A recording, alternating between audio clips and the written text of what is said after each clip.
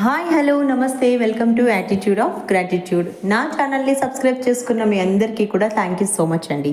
నేను వీడియోస్ పెట్టినప్పుడు చాలామంది చాలా క్వశ్చన్స్ అడుగుతారు. సో నేను వాటన్నిటికీ కూడా ఆన్సర్స్ పక్కా ఇస్తాను. కానీ నాకు కొంచెం తెలుసుకోవాలనిపించిన విషయం ఏంటంటే, అసలు మీరు లా ఆఫ్ అట్రాక్షన్ అంటే ఏమనుకుంటున్నారు? లా ఆఫ్ అట్రాక్షన్ గురించి మీకు ఏం తెలుసు?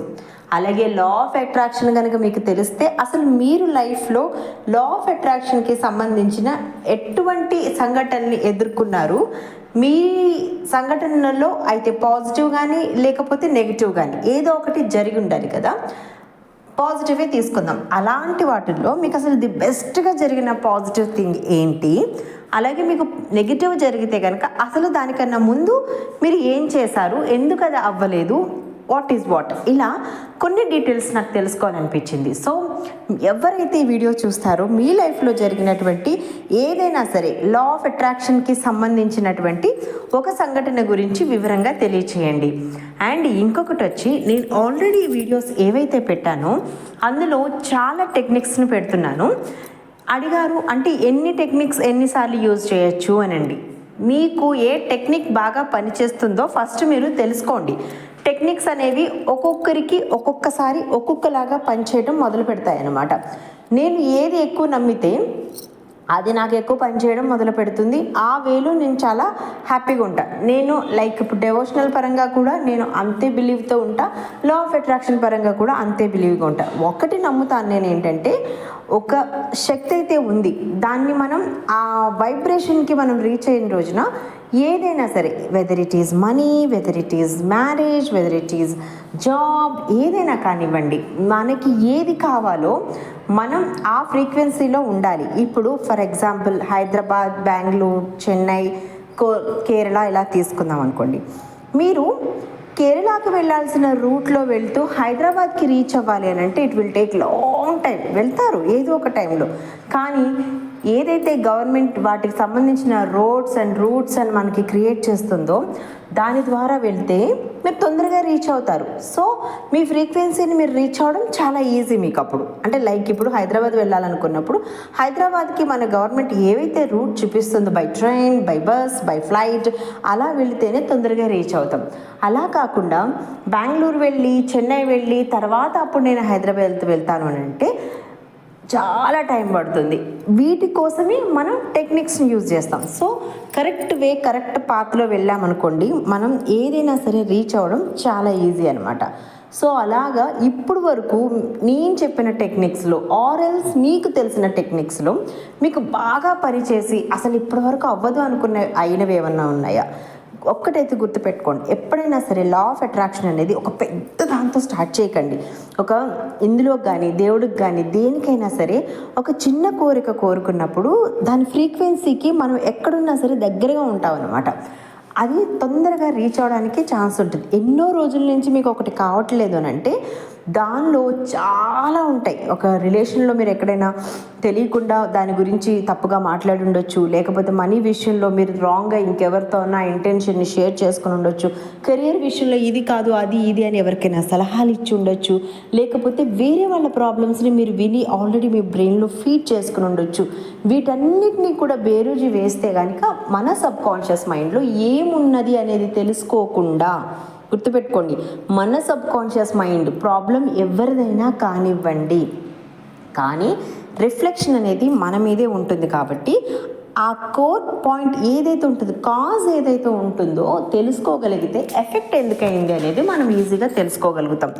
ఈ విషయాన్ని గుర్తుపెట్టుకొని ఎప్పుడు కూడా మీరు లా ఆఫ్ అట్రాక్షన్ని అప్లై చేయడానికి ట్రై చేయండి. అండ్ ఇంకొకటి వచ్చేసి, చాలామంది రిలేషన్షిప్ విషయంలో అడుగుతున్నారు. నేను ఆల్రెడీ మూన్కి సంబంధించిన వీడియో చేసినప్పుడు అసలు రిలేషన్షిప్ ఎఫెక్ట్ ఎలా అవుతుంది, మనీ మనకి రాకపోవడానికి ఎఫెక్ట్ ఏముంటుంది కారణం అనేది చెప్పాను నేను. ఒక్కసారి మీరు ఆ వీడియోస్ చూడండి. అండ్ ఇంకా అన్నిటికన్నా ఇంపార్టెంట్ ఏంటనంటే, ఎటువంటి టెక్నిక్ మీకు పని చేయాలన్నా ఫస్ట్ మీరు మీ సెల్ఫ్ హీలింగ్ చేసుకోండి. ఏమేమి ఇంపార్టెంట్ అంటే, ఫస్ట్ సెల్ఫ్ హీలింగ్ ఇంపార్టెంట్ అండి.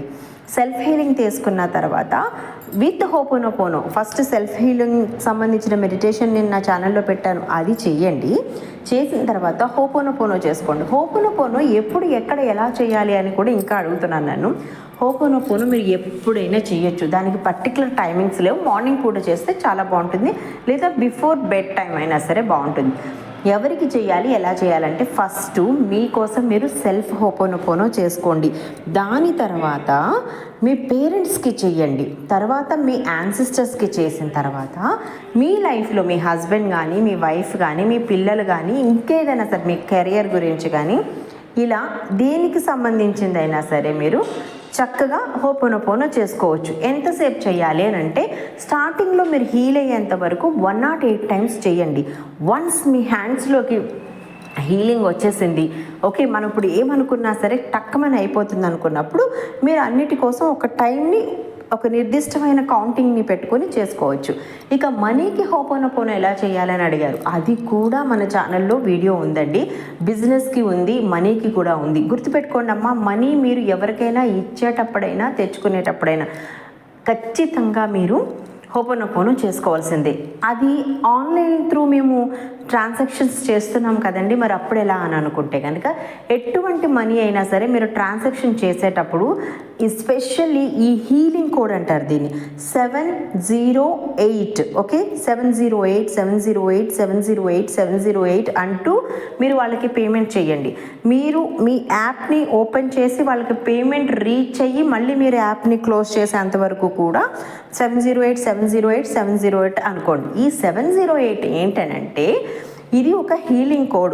ఇది ఎప్పుడైతే చేస్తామో ఈ హీలింగ్ కోడ్ ఏదైనా సరే మనం ఇస్తున్నప్పుడు దానిని మల్టిప్లై చేసుకుంటూ మన దగ్గరికి రావాలి అని అంటే ఈ 708 అనేది మనకి బాగా పనిచేస్తుంది అనమాట. సో ఏదైనా సరే స్పెషల్ ఇది మనీ కోసం మాత్రమేనండి 708 అనేది ఇచ్చేటప్పుడు మీరు అలాగా ఆన్లైన్ విషయంలో చేసుకోవచ్చు. మీకు ఒకవేళ లిక్విడ్ క్యాష్ చేతికి వస్తుందంటే హోపోనోపోనో చేసుకోండి.